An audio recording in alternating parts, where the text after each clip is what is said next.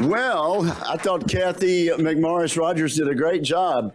I have prepared remarks today, but also looking out over the crowd, I see everybody looking down at their devices, and you know, it's hard to drum up any sympathy for Congress these days. But I hope you do appreciate that we're now 6 days into the impeachment trial, and when we're in trial, we can't use these things on the Senate floor. Does everybody appreciate that?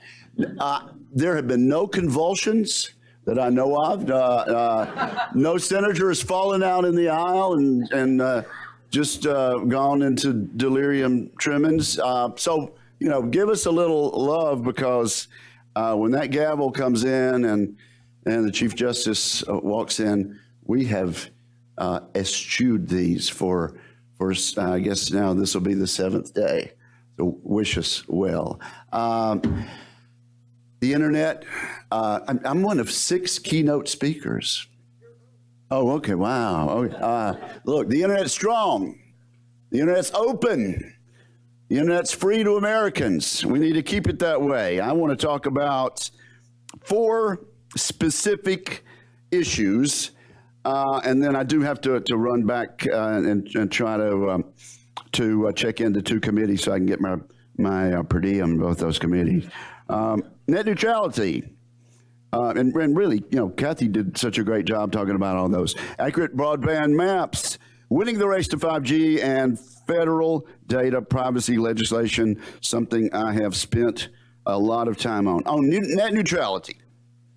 Last year, I formed a bipartisan working group with Senator Sinema on the open internet. Our efforts have been focused on developing legislation that would create uniform rules of the road for all internet companies. The internet developed rapidly under the Clinton administration. When I was a freshman in Congress, we were learning how to use the World Wide Web. It developed rapidly, continued to revolutionize during the Bush administration. What was the key there? Both of those administrations will use the light touch regulatory regime, paving the way for the world we are now entering. As we assess where we stand decades later, we should remember how we got to where we are today. As digital innovation continues to leap forward, the dynamic and creative nature of the internet should be encouraged, not discouraged, by over-regulation. So what happened in 2015? The FCC adopted rules that unfortunately increased costs for Americans and American businesses. And what happened? Investment in broadband actually decreased by $4 billion in the year after these rules went into effect. The rest of the economy was taken off. Investment in broadband decreased by $4 billion. Check us out on the facts there. In 2018, the new FCC reversed course, went back to the light touch rules of the Clinton and Bush administrations. And many were worried that these changes would hurt Americans' access to the internet. In fact, more Americans have been connected to fiber, and investment has increased. Simply put, the parade of horribles predicted by advocates of Title II regulation simply have not occurred. That's why we need to continue rules to ensure that the internet remains powerful.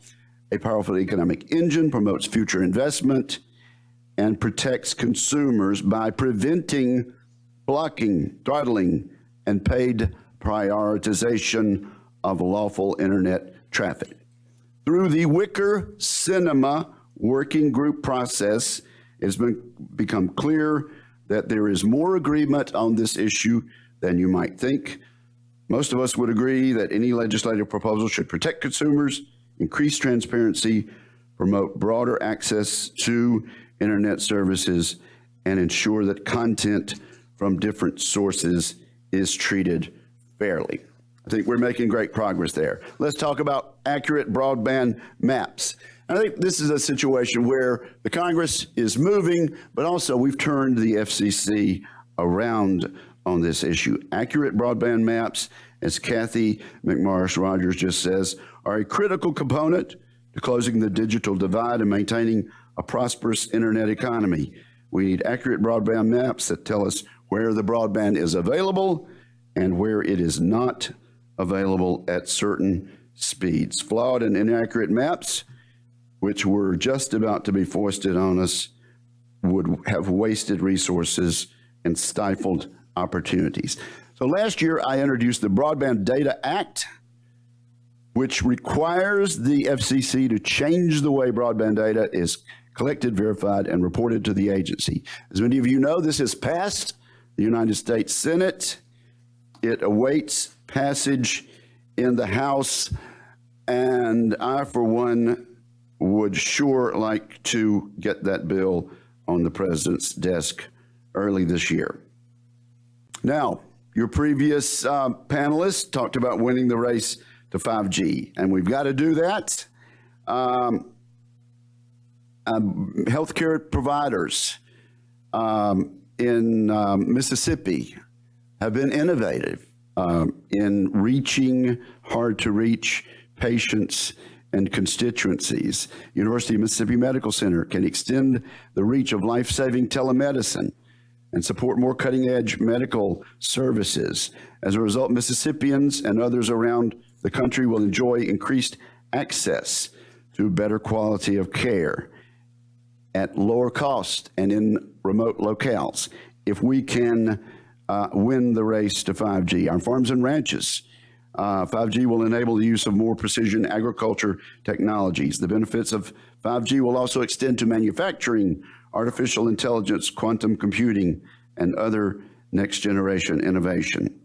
For example, because 5G infrastructure will support significantly more data and near real-time connections, the manufacturing sector can increase efficiencies through automation in factories and supply chains. You know all of this, and you know that we need to win the race to 5G, and that question is up in the air.